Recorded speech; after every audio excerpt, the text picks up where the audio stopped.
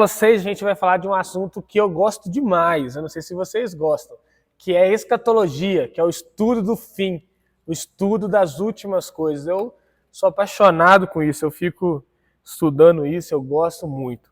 Então a gente vai falar sobre isso. Escatologia, aula 6, o fim dos tempos e a esperança cristã. Vivendo com a esperança do retorno de Cristo e a promessa de morar com Ele. A escatologia é o estudo do fim dos tempos. Então, quando você ouve essa palavra, escatologia significa isso, estudar as últimas coisas. E uma compreensão clara desse tema é essencial para o cristão, pois impacta a maneira como vivemos nossa fé no dia a dia.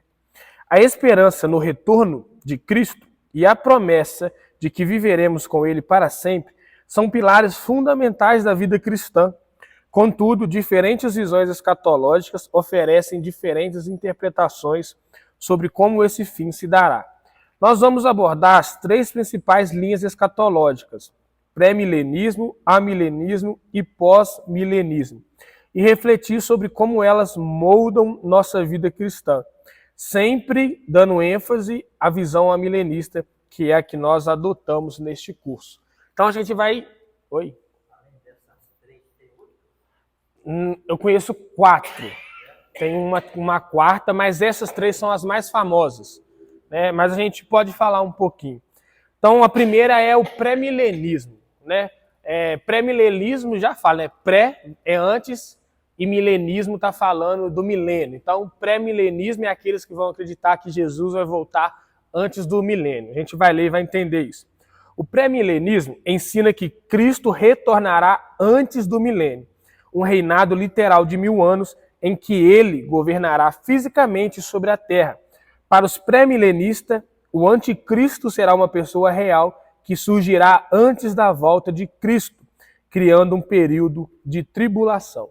Então, lá em Apocalipse, tem um texto que João fala que o Cordeiro irá reinar por 1000 anos na terra. E vários teólogos, durante a história da igreja, interpretam essa fala de João de algumas formas diferentes. Nós vamos focar em 3. Então existe essa fala, o pré-milenista ele vai acreditar o quê? Que esse milênio é um milênio literal, 1000 anos literais, 1000 anos aqui na Terra. Como se daria dentro dessa visão? Nós estamos vivendo hoje, vai haver um momento que surgirá uma pessoa, o tal do anticristo. Essa pessoa será dotada de poderes que o diabo vai dar a ela. É mais ou menos uma imitação de Cristo, né? Cristo é o Deus Filho encarnado, que se fez carne, né? O anticristo seria uma pessoa, um ser humano mesmo, que o diabo daria poderes espirituais a ele, né? Tipo isso, para curar, fazer milagres, coisas assim, enganar o povo. Então os pré-milenistas acreditam que esse anticristo vem. Então nós estamos vivendo hoje, vai surgir uma época que ele vai surgir e haverá 7 anos de tribulação. 3 anos e meio de uma falsa paz e depois 3 anos e meio onde essa pessoa vai se revelar como alguém mau mesmo e vai governar com maldade o mundo.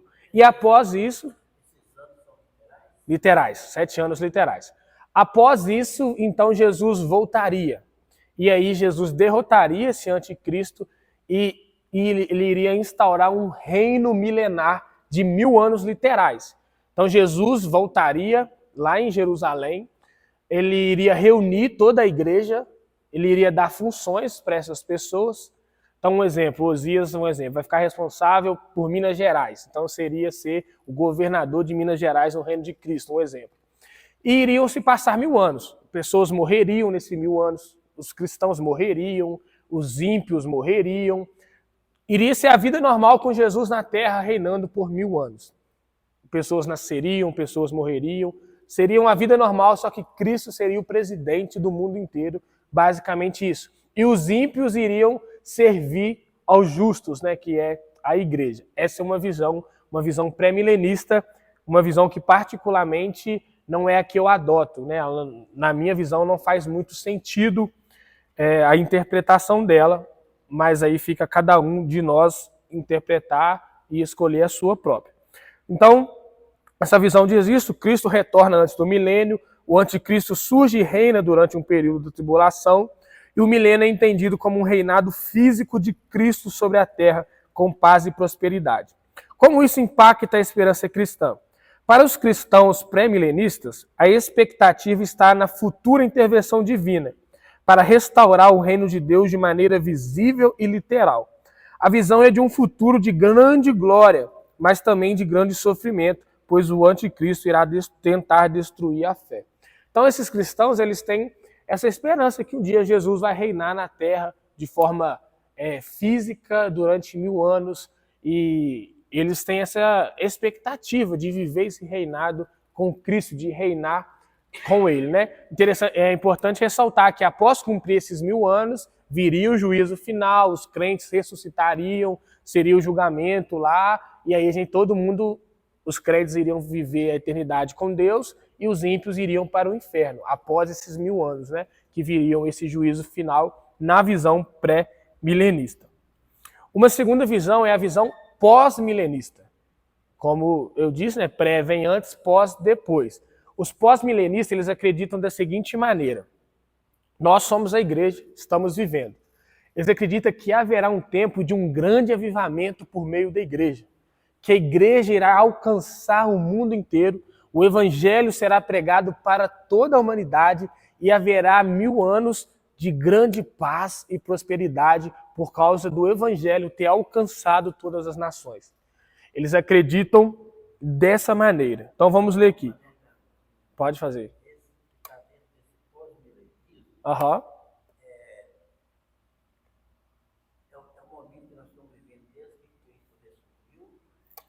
É sim. O pós-milenista, ele acredita o seguinte: Jesus veio, morreu e ressuscitou. Aí está vivendo a era da igreja, que somos nós. Haverá um momento, ainda não chegou, que a igreja vai receber um grande avivamento. Ela vai alcançar todas as nações. Então, é como se, um exemplo, 99% do mundo fosse se tornar crente nesse período, e por isso haverá grande paz. 1000 anos de grande paz, porque todos serão cristãos. É uma visão. É sim, vai acontecer um tempo específico. Sim. Sim. Mas não dessa forma. Houve locais, né? Numa região da Inglaterra, numa região dos Estados Unidos, numa região do Brasil. Esse aqui eles acreditam que será global. O mundo inteiro será alcançado ao mesmo tempo pelo Evangelho. E por isso as pessoas vão viver grande paz por um grande tempo. Então, o pós-milenismo acredita que o milênio ocorre antes do retorno de Cristo, mas de forma simbólica, representando uma era de prosperidade espiritual e domínio do Evangelho sobre o mundo. O mundo será progressivamente melhorado à medida que o Evangelho se espalha, e Cristo retornará após essa era de paz. Então, conforme o Evangelho vai alcançando as pessoas vão se tornando mais parecidas com Jesus, e o resultado disso é paz entre as pessoas, e eles acreditam que isso vai alcançar o mundo inteiro. Após esse grande período de paz, Cristo então retorna, vem o juízo final e acontece o julgamento das pessoas, a ressurreição e tudo mais. Características do pós-milenismo. O milênio é simbólico, não são 1000 anos literais, é uma grande era de paz, representando a crescente vitória do evangelho no mundo. O anticristo, na visão pós-milenista, é uma figura simbólica, representando os sistemas malignos que operam no mundo. Então, Nero foi um tipo de anticristo, Hitler foi um outro tipo de anticristo. Eles não acreditam numa pessoa específica, mas num sistema que guerreia contra Deus. E Cristo retorna depois do milênio, no fim de uma era de paz e justiça. Como isso impacta a esperança cristã? Para o cristão pós-milenista, a esperança é voltada para uma transformação gradual da sociedade, onde a igreja tem um papel central na construção de um mundo melhor. A vitória do evangelho é vista como inevitável e o cristão vive com a expectativa de um futuro glorioso. O pós-milenista é aquele crente que vai falar assim: não, cara, o evangelho vai transformar o mundo para um mundo melhor. Vamos pregar, vamos falar de Jesus e o mundo vai melhorar. As pessoas vão melhorar, as calamidades vão sumir, a maldade vai sumir. É uma outra visão que eu também particularmente vejo que não faz sentido. A Bíblia fala do crescimento da maldade no final dos tempos. A Bíblia fala da fé se esfriando no final dos tempos. Então, é uma visão que também para mim não faz muito sentido, mas é uma visão aceita por muitos teólogos. A terceira visão é a visão amilenista, que é a visão a qual eu acredito e a maioria das pessoas aqui da igreja também. O amilenismo é a visão que adotamos neste curso. Segundo essa linha, o milênio é simbólico e representa a era da igreja, entre a primeira e a segunda vinda de Cristo. Não acreditamos em um reinado literal de 1000 anos, mas em um reinado espiritual que já está em vigor, pois Cristo reina no coração dos cristãos e através de sua igreja. Então, a visão milenista não crê num milênio de 1000 anos literais. Crê num milênio simbólico que foi inaugurado quando Cristo ressuscitou e irá até quando Cristo voltar para buscar a igreja. Por que que a gente crê assim?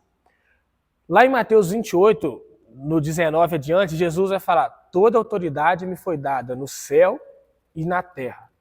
Então, quando Cristo ressuscitou e venceu a morte, ele recebeu do Pai toda a autoridade. Isso quer dizer que ele não será mais rei amanhã do que ele é hoje. Ele não terá mais autoridade amanhã do que ele já tem hoje. Ele já tem autoridade sobre todas as coisas. Todas as coisas, a Bíblia fala, estão sujeitas aos pés de Cristo. Ele é o cabeça da igreja, ele é o Senhor de tudo. Nada foge do seu controle e da sua soberania. Então, nós acreditamos que esse milênio é um milênio simbólico, porque era comum na época que o apóstolo João escreve isso, falar que, quando você queria falar que o reinado de um rei seria duradouro, você tinha uma expressão que era: esse rei reinará por 1000 anos. Era uma expressão da cultura da época, comum. E a gente entende que João provavelmente estava usando isso. Eu estou estudando Apocalipse porque é o próximo livro que eu vou estudar no YouTube.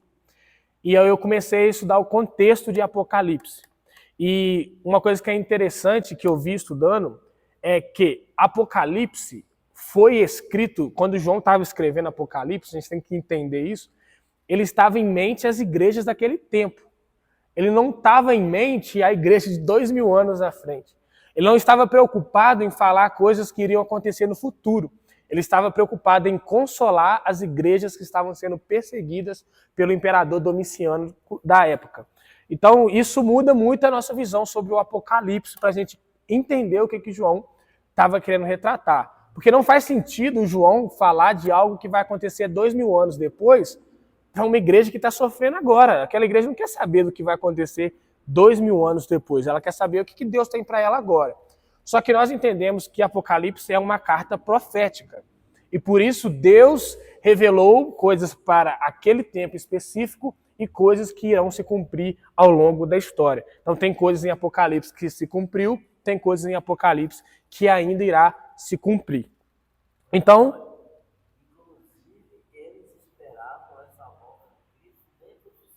deles, com certeza. Pedro esperava, Paulo esperava. Paulo tinha uma grande expectativa que Jesus voltaria no tempo dele, depois que ele vai entendendo um pouco disso. Então, esse milênio, a gente crê que é isso, é um milênio simbólico. Cristo já é o Senhor da vida de cada um de nós aqui. Cristo já reina. O diabo não tem poder sobre a sua vida, o pecado não tem poder sobre a sua vida. Cristo é o Senhor da sua vida. A Bíblia fala que aquele que é de Cristo, o diabo não toca. E a Bíblia fala que, uma vez que fomos justificados, nós não somos mais escravos do pecado. Então, Cristo já é o Senhor da minha vida e Cristo já é o Senhor da sua vida. Ele já reina dentro de nós e ele reina através da igreja também. Ele exerce a sua autoridade na terra hoje através da igreja, porque Cristo escolheu agir através da igreja. Haverá um tempo que ele virá pessoalmente e ele irá restaurar todas as coisas, criar o novo céu e a nova terra. Mas hoje ele reina por meio da igreja, ele ainda é o Senhor de todas as coisas. Nada acontece sem Jesus permitir. Jesus mesmo vai dizer que não cai um fio de cabelo da nossa cabeça sem que Deus saiba. Um exemplo claro, Jó. Para o diabo fazer aquilo que ele quis fazer com Jó, ele teve que pedir permissão para Deus. Deus, seu servo Jó lá, deixa eu fazer isso. E aí Deus falou, você pode fazer isso, isso e isso, menos tocar na vida dele. Então, Cristo já é o Senhor da história, ele já tem toda a autoridade, o amilenista acredita nisso. Então, o milênio simbólico, que é um reinado também espiritual no nosso coração e através da sua igreja. Outra coisa, o amilenista crê que o anticristo será uma pessoa, crê que haverá um tempo em que surgirá na história da humanidade um homem que se levantará, homem mesmo.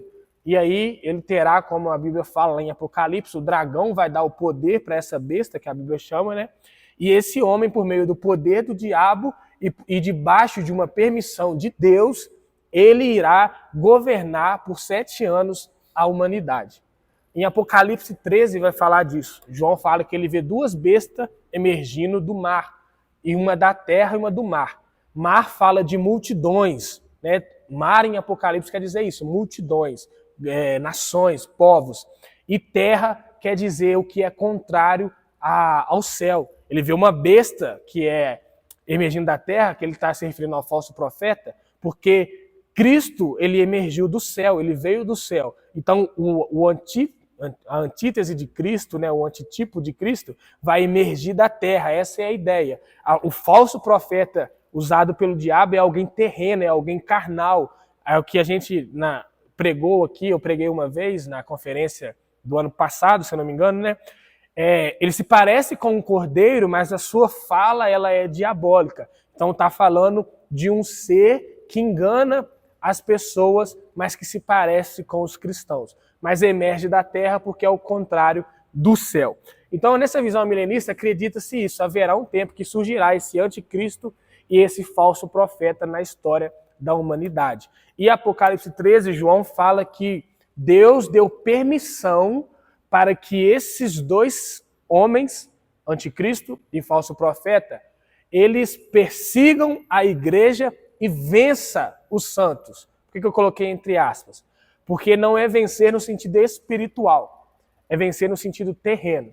Durante esses 7 anos, esses 2 seres humanos irão ter autoridade de Deus, permissão de Deus para perseguir a igreja, para matar os cristãos, para prender os cristãos. Será aquilo que acontecia no tempo de Jesus. Os apóstolos foram mortos, todos eles, menos João, todos morreram por causa do evangelho, perseguidos pelo Império Romano. Então, a Bíblia deixa isso muito claro em Apocalipse, que haverá esse tempo de perseguição contra a igreja. Mas, ao mesmo tempo, a Bíblia deixa claro que Jesus ele irá preservar os seus. Né? Aqueles que têm o nome, a Bíblia fala em Apocalipse também, aqueles que têm o nome escrito no livro da vida, ou seja, aqueles que aceitaram a Jesus, esses não irão adorar a besta nem o anticristo. Isso é uma garantia de Deus para nós que fomos salvos, nós não iremos nos prostrar diante deles. Mesmo que a gente esteja na terra, Cristo irá preservar a nossa fé. Nós iremos resistir à perseguição, o sofrimento e continuaremos fiéis ao Senhor. Uma outra coisa é que o reino de Cristo já está presente no mundo, mas será consumado quando Cristo retornar. Então, esse milenista crê, para a gente ficar claro, da seguinte forma: Cristo veio a primeira vez, morreu e ressuscitou. Quando Cristo ressuscita e o Espírito Santo desce, começa o reinado, o milênio. Cristo reina na história da humanidade, no coração do crente e através da igreja. Então nós estamos vivendo a história da igreja, nós estamos hoje em 2025. Daqui não sei quanto tempo, só Cristo sabe, Deus, haverá o surgimento desse falso profeta e desse anticristo. Quando eles surgirem, eles reinarão 7 anos. 3 anos e meio de uma falsa paz e 3 anos e meio fazendo guerra real contra todo cristão, contra todo mundo que professa outra fé. Nesse tempo não haverá outra religião a não ser a religião do anticristo. Ele não irá aceitar, a Bíblia fala isso, ele não irá aceitar que adore nenhum outro Deus, ele será o Deus da humanidade. Nesse sentido, ele vai tentar impor isso. Após esses 3 anos e meio, que completa os 7 anos completos, Cristo volta. E aí Cristo derrota, a Bíblia fala isso, o anticristo derrota o falso profeta. Paulo fala isso em Tessalonicenses, que surgirá o homem da iniquidade que será destruído pela vinda de Cristo e pelo poder da sua palavra. Então Cristo derrota esses dois e aí vem o juízo final. todos os cristãos ressuscitam, toda a humanidade ressuscita, vai para o juízo diante de Deus, Pai, e aí vai ser separado à esquerda os que vão para o inferno e à direita os que vão para o céu. Depois disso, aqueles que forem para o céu passarão por um outro julgamento, que é o julgamento do Cordeiro, onde Cristo irá julgar as obras nossas, as obras dos crentes. Esse julgamento não é para condenação, esse julgamento é para galardão. E aí a Bíblia não fala o que é galardão. Pode ser inúmeras coisas, mas a Bíblia deixa claro que haverá esse outro julgamento para a igreja, onde Cristo vai provar as nossas obras. Então, um exemplo para ficar claro. Cristo vai pegar essa aula que eu estou dando aqui e vai colocar lá e vai julgar. Vai falar assim, deixa eu ver se o Ângelo estava ensinando por amor a mim ou para querer aparecer, um exemplo. Ele vai ver o Edivaldo tocando e vai julgar. Deixa eu ver se o Edivaldo estava tocando para me adorar ou para aparecer ou para não sei o quê. Deixa eu ver se o fulano estava ensinando enquanto traía a esposa. Deixa eu ver se o fulano estava dando dízimo enquanto fazia isso, de errado. Vai julgar todas as obras e vai dar o galardão de acordo com cada obra para cada cristão. Ficou claro, gente? É um tema um pouco difícil, né, de se entender, mas eu particularmente gosto demais. Não tem, a Bíblia não fala. Isso é mistério de Deus. Tomara que seja uma mansão, um trem assim, né?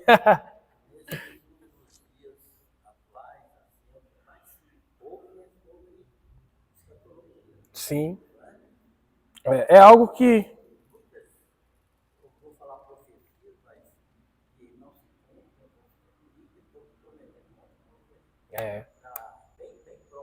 Sim. Assim, eu acredito que nunca houve, na história da humanidade, uma época tão propícia para uma pessoa conseguir governar o mundo inteiro. Antigamente, o mundo era todo desconectado. Então, o que acontecia no Brasil, quem estava lá na China nunca ia ficar sabendo. Hoje, o mundo é todo conectado. A internet, tudo, você consegue ir de um lugar para outro. Você consegue estar no mesmo, se estar em 2 países diferentes, 3, 4 países diferentes no mesmo dia de avião. Então, nunca houve uma era tão propícia para uma pessoa conseguir governar tudo e restringir, né? A Bíblia fala que não vai comprar e nem beber, algo nesse sentido. Se a pessoa travar a internet hoje, a gente não acessa banco, a gente não tem dinheiro. Então, assim, nunca houve na história da humanidade uma era tão propícia para que isso aconteça. Mas isso está determinado no tempo de Deus, aí só Deus sabe. E uma coisa, irmãos, que a gente tem que ter claro, isso a gente tem que ter no nosso coração. Você foi escolhido de Deus para essa geração. Aqueles cristãos que irão passar pelo anticristo e pela besta, pelo falso profeta, foram pessoas escolhidas por Deus para o tempo disso acontecer. Então são pessoas que vão estar prontas por Deus para enfrentar o que vão precisar enfrentar. Assim como os apóstolos estavam prontos para serem os 12 apóstolos de Jesus. Deus não manda, não coloca ninguém na era errada, né, na geração errada. Uma oração que a Luana tem feito muito, eu e a Luana lá em casa, é isso. Deus nos usa para essa geração. Por isso que eu gravo as coisas para o YouTube. Porque a minha geração está na internet.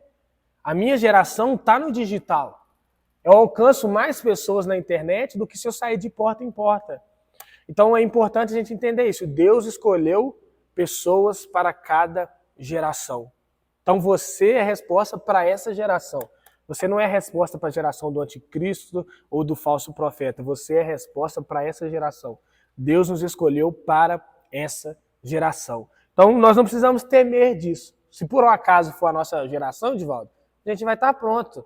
Você vai dar como é que é? Taekwondo lá na cara do cão e nós vamos fugir. Aí. E é isso, amém?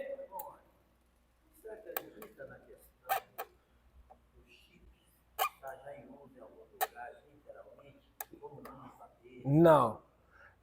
Isso é interessante. A Bíblia fala da marca da besta, né? Que esse anticristo, esse falso profeta, ele vai dar uma marca e as pessoas só vão poder comprar e comer com essa marca. A cultura judaica, João que escreve, ele é judeu, a gente precisa entender isso. Existe uma coisa, quando o judeu queria falar que uma pessoa ela seria dominada, tipo isso, ele usava esse símbolo da fronte e da mão. Fronte está falando de pensamento e a mão está falando de ações. O que o João estava querendo dizer é, quando esse cara surgir, ele vai instaurar uma mentalidade global. As pessoas vão pensar como ele. Isso já está acontecendo. Pessoas que não são cristãs, elas acham que o amor é entre qualquer sexo. Entre homem e cachorro pode, entre mulher e animal pode.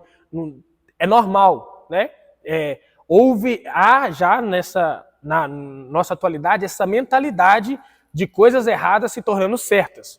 João está falando que nesse tempo isso será intensificado. A mentalidade da humanidade será governada por esse anticristo. Nesse sentido. Então, homem casar com homem vai ser normal, mulher casar com mulher vai ser normal, e entre outras coisas. Trisal vai ser normal, pessoa ter 20 maridos e 20 esposas vai ser normal, casar com um homem e com a mulher ao mesmo tempo vai ser normal, sei lá, vai ser uma loucura, né? A mentalidade vai ser dominada. Uma vez que a mentalidade é dominada, as nossas ações correspondem à nossa mentalidade. Então, a minha mão, que é isso, né? Vou estar com a marca na testa e uma marca na mão. É mais nesse sentido, não é algo físico, não é um chip que vai ser colocado. A ideia ali é a minha mente e as minhas ações estarão servindo a esse anticristo, entendeu? Porque quando surgiu o CPF, muitas pessoas falaram, isso é a marca da besta, porque não ia poder comprar e nem vender se não tivesse CPF, né? A gente precisa entender o seguinte, o que a Bíblia fala. Esse cara vai fazer uma imagem dele e vai colocar uma marca nas pessoas. Então, qualquer coisa que te ofereça, que não te impede de adorar a Deus, não te impede de ser cristão, não é a marca da besta, entende? Um chip para você passar e comprar alguma coisa, não impede a sua fé, não fala para você adorar outro Deus sem ser o seu Deus, não é problema nenhum, é só a tecnologia avançando, né? Hoje em dia a gente já tem, a gente paga no celular, uns pagam com relógio, outros já têm literalmente um chip. Isso não quer dizer que é uma marca do anticristo, não. Só a tecnologia avançando mesmo. Mas ali a ideia é essa questão de ter esse domínio mesmo, né? E ali a gente não sabe, fala de uma imagem que ele vai fazer e vai dar fôlego a essa imagem. Com o surgimento da inteligência artificial, muitos teólogos já começaram a cogitar a ideia de ser um robô alimentado por uma inteligência artificial mesmo. Pode ser, a gente não sabe o que vai acontecer com a tecnologia, né? Não no sentido que a IA é ruim, mas no sentido que esse cara pode usar a tecnologia a favor dele para dominar a humanidade, né? Então a gente não sabe como será, mas o sentido de não poder comer e não poder comprar é que você vai ser rejeitado. Você, por ser cristão, você vai viver perseguido. Você não vai conseguir entrar num comércio, você não vai conseguir ter o seu próprio negócio, porque senão você vai ter que negar Cristo. Todo o governo vai ser dessa maneira. Você não vai ter um emprego se você for cristão. Você não vai ter dinheiro se você for cristão. Você não vai ter acesso a banco se você for cristão, entendeu? É mais nesse sentido mesmo. Então, você não vai conseguir viver em sociedade porque essa sociedade vai estar dominada pelo mal, por esse camarada aí. Então, a esperança que purifica e motiva. O retorno de Cristo é uma motivação diária para o cristão viver com fidelidade, santidade e missão. Ele não vive esperando um evento futuro distante, mas vive hoje à luz dessa esperança, sabendo que tudo o que fazemos tem valor eterno. A escatologia, né, essa esperança do fim, ela tem que nos motivar a viver todos os dias para Jesus, sabendo que ele vai voltar, querendo livrar as pessoas do inferno, querendo que as pessoas conheçam a Jesus e possam ser salvas para não padecer coisas ruins, sabe? Então, o estudo do fim não é para gerar medo no nosso coração, é para gerar uma esperança. Eu vou morar com Jesus no final. O Apocalipse não é sobre a vitória do anticristo, porque ele é um derrotado. O Apocalipse é sobre a vitória de Cristo e da igreja sobre o diabo e sobre o pecado. Porque Apocalipse começa falando que Jesus está no trono e termina falando que Jesus está no céu com os seus. Então é sobre isso, né? A gente tem o costume de ficar muito preso em Apocalipse 13 ali, onde está falando do anticristo e da besta, mas esquecer o resto do livro, né? O livro é sobre a vitória de Cristo e da igreja sobre o pecado e sobre o diabo. Então, 1 João 3,3 diz: todos os que têm essa esperança purificam-se a si mesmos, assim como ele é puro. Nós que esperamos Cristo voltar, essa esperança que a gente carrega vai nos purificando, porque a gente vai vivendo em santidade, porque a gente quer agradar ao Senhor. A gente quer chegar diante do Senhor purificado, né? Chegar diante do Senhor de uma forma agradável. A vida cristã e a esperança. A esperança de morar com Cristo transforma a maneira como enfrentamos as dificuldades, como tomamos decisões e como vivemos a nossa missão. Ela nos dá força para perseverar nas tribulações, sabendo que não estamos sozinhos e que em breve tudo será restaurado. Romanos 8,18 diz: considero que os nossos sofrimentos atuais não podem ser comparados com a glória que em nós será revelada. Irmãos, a Bíblia promete para nós um corpo igual ao de Jesus, um corpo glorificado, um corpo sem pecado, um corpo sem doença, um corpo onde a morte não consegue mais alcançar. É isso que Jesus prometeu para nós, para a igreja. Quando ele voltar, nós iremos ressuscitar. E aqueles que estiverem aqui terão seus corpos transformados. A Bíblia fala que será num piscar de olhos essa transformação. Não haverá mais pecado dentro de nós, não haverá mais dor, não haverá mais choro, não haverá mais morte. Essa é a esperança nossa. Essa é a esperança do cristão, saber que estará com Deus para toda a eternidade, vivendo em perfeita paz, harmonia e amor com o Senhor. Tópico 3. A promessa de morar com Cristo, nossa verdadeira casa. Teve uma vez lá em Carangola ainda, que eu estava chegando do trabalho na minha casa. E aí eu tive uma sensação assim, nossa, muito gostosa, assim, nossa, eu estou chegando em casa, vou tomar meu banho, vou deitar, vou relaxar. E eu pensei isso. E na mesma hora o Espírito Santo falou comigo assim, é isso que você vai sentir quando chegar no céu. Sabe, quando você sai do seu trabalho assim, cansado, doido para chegar em casa, e você só quer a sua cama, seu banho, sua família, essa é a sensação que a gente vai ter quando chegar no céu.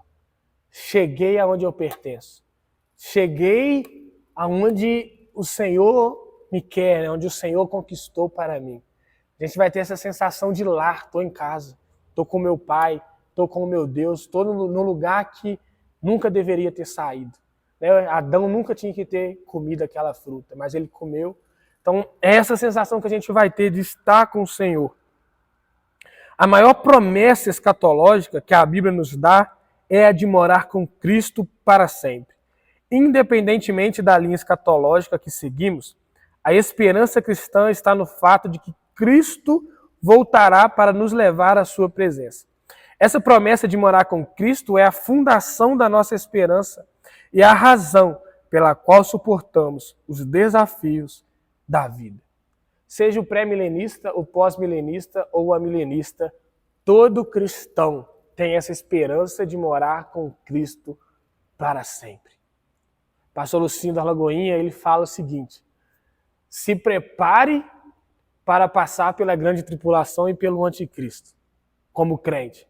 Mas se você não passar, dê glória a Deus, que você vai ir direto para o céu, né?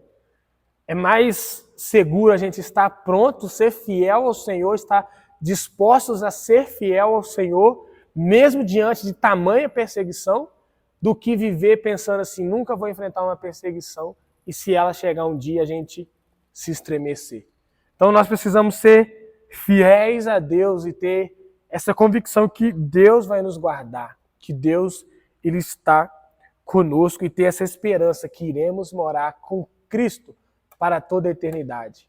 100 anos, 120 anos na Terra não é nada se comparar com a eternidade. Vira menos que um pinguinho assim. É muito pouco perto de toda a eternidade. A nova criação e a morada eterna. Quando Cristo retornar, ele criará novos céus e nova terra. Essa é a nossa verdadeira pátria, onde viveremos sem dor, sem sofrimento, sem pecado. A esperança de morar com Cristo nos mantém focados no futuro, e é essa esperança que nos dá força para viver com propósito aqui e agora. Apocalipse 21:5 diz: eis que faço novas todas as coisas. A Bíblia vai dizer, João vai terminar o seu livro de Apocalipse dizendo isso, que Deus irá fazer um novo céu e uma nova terra. Não haverá mais morte nesse novo céu e nessa nova terra. Não haverá mais pecado, não haverá mais dor. Todos iremos morar, todos aqueles que foram salvos, com Deus para toda a eternidade. Ele será o nosso Pai e nós seremos os seus filhos. Ele será o nosso Deus e nós seremos os seus servos. Essa é a promessa, irmãos, que aguarda cada um de nós. Luciano Subirá, ele vai dizer que cada dia que passa é uma parcela da morte que a gente vai pagando. Então, cada dia que passa, a gente está mais perto de estar com Jesus. Se a gente for olhar humanamente falando. A Bíblia vai dizer que Deus limitou o ser humano a viver até aproximadamente 120 anos. Então, eu estou com 26, vamos pôr aí, mais ou menos daqui a 94 anos eu estarei com o Senhor, para a honra e glória do Senhor. Então, nós temos essa esperança, estaremos com Deus para sempre. Nada pode roubar isso da gente. Foi isso que Cristo conquistou naquela cruz para mim e para você. Amém? Eu vou deixar a atividade prática para o final, vou pular para a conclusão aqui. A escatologia não é apenas um estudo sobre o futuro, mas sobre como o futuro impacta o presente. Vivemos com a esperança de que Cristo voltará para restaurar todas as coisas e morar conosco para sempre. Essa esperança deve nos purificar, nos motivar a viver com missão e nos fortalecer nas provações. O retorno de Cristo é a nossa esperança final. E vivemos com alegria, sabendo que o melhor está por vir. Apocalipse 22:13 diz: eu sou o Alfa e o Ômega, o primeiro e o último, o princípio e o fim. É esse Deus, é esse Jesus que guarda a minha e a sua vida. É esse Jesus que nós esperamos, Senhor de todo o universo, que criou todas as coisas e que sustenta todas as coisas pela sua palavra, como Hebreus 1 vai dizer. Então nós temos essa esperança que esse Jesus vai voltar por causa de mim e de você. Vai buscar a sua igreja. E eu fico imaginando como lindo será esse dia. Um dia eu estava falando com a Luana, imagina a gente está aqui, Jesus volta e a Bíblia vai falar que ele vai mandar os seus anjos ao redor do mundo para recolher os seus e levar até ele. Imagina Edivaldo, o anjo Gabriel aparecendo aqui, falando: vim buscar vocês, galera. Sobe na carruagem de fogo aí, vamos embora encontrar com o rei. Vai ser maneiro demais, vai ser bonito demais o dia que veremos a face do nosso amado. É a canção que o louvor está encantado esses dias. Ah, como espero o dia em que verei a face do meu amado. Irmãos, que dia glorioso será esse, em que a gente vai tocar Jesus e vai agradecer Ele fisicamente por tudo. Essa é a nossa esperança. Uma atividade para a gente refletir, levar para casa e refletir durante a semana. Reflita sobre o impacto da esperança no retorno de Cristo em sua vida diária. Como essa esperança influencia suas escolhas, seu comportamento e suas prioridades. Ore pela esperança cristã, para que você possa viver com expectativa e fidelidade enquanto aguarda o retorno de Cristo. Amém? Se alguém quiser fazer alguma pergunta, tirar alguma dúvida, está aberto. Amém? Vamos orar então, irmãos? Agradecer ao Senhor, foram 6 sábados, né? 5 sábados, 6 aulas aí. A maioria dos irmãos vieram em todas. Eu espero de verdade, sim, que você tenha que você saia, né, daqui, desse curso, com a sua fé mais firme em Jesus, com o seu amor, né, mais alicerçado nele, e conta com a gente, né? A gente está aqui, eu, Marquinhos, a gente está aqui para servi-los, né? Para tirar dúvidas, esclarecer. Ore pelo ano que vem. A gente tem um projeto, como eu falei, de fazer o curso número 2, né? Para aprofundar ainda mais alguns conhecimentos e a gente ir aprendendo sobre o Senhor. Vamos orar então. Pai, muito obrigado por essas 6 aulas que a gente conclui no dia de hoje. Muito obrigado por cada irmão e irmã que se dispôs a vir e a ouvir a Tua palavra e a aprender sobre o Senhor. Pai, eu peço que o Senhor enraize em nossos corações tudo que foi ensinado nessas 6 aulas. Que nada venha ser roubado pelo inimigo. Que nada venha ser roubado pelas distrações desse mundo. Que o nosso coração seja aquela terra boa onde a semente frutifica 100 por 1. Pai, não nos deixe esquecer do que aprendemos aqui. Nos ajude a viver com esperança no retorno de Cristo. Nos ajude a viver como evangelistas do Senhor nessa terra, aproveitando as oportunidades para falar de Jesus, remindo o tempo. Nos ajude a ser bons mordomos daquilo que o Senhor nos confiou, dos recursos que o Senhor nos deu, tempo, saúde, dinheiro, dons, talentos. Nos ajuda, Pai. Deus, eu oro por cada um de nós agora. Abençoa o nosso restante de ano. Abençoa o nosso fim de ano, Pai. Cuida da gente, dos nossos familiares. Nos dê um Natal abençoado. O Natal onde celebraremos o nascimento de Cristo por nós. Nos dê um ano novo também abençoado, Pai. E Deus, nós já consagramos o ano de 2026 ao Senhor. Que seja um ano de conquistas no Senhor. Que seja um ano de vitórias no Senhor. Que seja um ano onde os planos e os propósitos do Senhor para as nossas vidas irão se concretizar. Não nos deixe perder nada do que o Senhor quer que vivamos em 2026, ó Pai. E não nos deixe atrapalhar o que o Senhor quer fazer em 2026 nessa igreja e por meio das nossas vidas. Nos ajude a ser cooperadores do Senhor, Pai. Molda o nosso caráter naquilo que precisa ser moldado. No nome do Senhor Jesus que nós oramos e te agradecemos. Amém. Amém, irmãos. Glória a Deus.